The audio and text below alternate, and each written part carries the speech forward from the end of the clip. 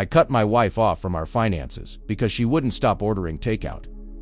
Plus all updates. I am 41 years old and male. My wife is 39 years old. My wife doesn't work due to a minor disability. It's not as if she cannot work, but she complains of discomfort and exhaustion all the time. The discussion over her working basically ended 5 years ago, and I have completely given up on the prospect of her ever having a job again. Seeing as she doesn't even come close to qualifying for disability and brings in no income, we currently live entirely off my salary. I do not mind financially supporting her, but my wife's spending habits have gradually become more and more reckless. It began with her ordering takeout twice a week, and then that escalated into 3 times a week, and now she's ordering takeout nearly every day. This is all despite our fridge being stocked constantly. I do the shopping, and I make sure to even keep our freezer full of things she would only have to microwave. Last month was a particularly heavy one for her. She spent $1,176 on delivery apps alone. We cannot afford this. There were several days that she ordered twice. I may have reacted harshly, but on Friday, I pulled money out of our savings, completely paid off the card, and then canceled it. I then removed all the money from our joint account and funneled it into my own account. Apparently my wife learned this when she tried to order takeout. She tried to call the company, who explained the card had been canceled. She texted me asking what had happened, and I responded that she was cut off. Well, when I walked in the door that evening, my wife was lying on the floor dramatically saying that she had low blood sugar. I told her she could eat any of the food we have in our fridge or freezer.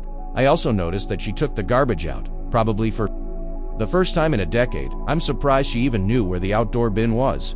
I can only assume she was disposing of the evidence of what she ate as she was pretending to have not eaten. But I honestly don't care enough to dig through the garbage to find it. She was furious at me all weekend.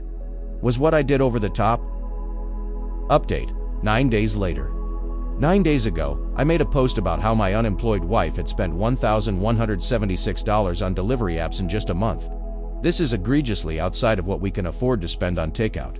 And since she didn't seem willing to stop, I canceled our credit card and moved the money from our joint account into my own. For the following few days, my wife kept talking about how I was financially abusing her.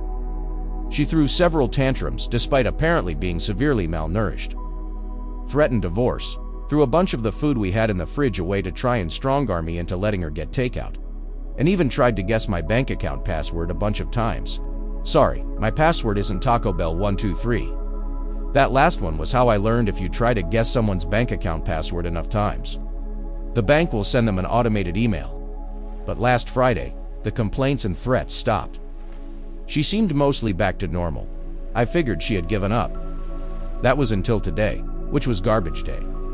When I took the last bag out before taking the bin down to the curb, I discovered half a dozen fast food bags and other takeout containers in it. My wife wasn't supposed to have access to money. I had no idea how she was affording the food. I confronted her about it, and first she denied everything. I had to bring all of her fast food garbage in to get her to fess up. She had taken out a loan. Now, I thought that she had borrowed money from a friend or family member, but she had taken out one of those predatory payday loans. Before you ask, no, I have no idea how she was approved. Within the next hour, I froze my credit. I then drove her to the payday loan place, where I paid the loan off in cash. I will now have to dip further into my savings to pay the rent. I suppose in a certain way, cutting her off was successful. She didn't order takeout anymore.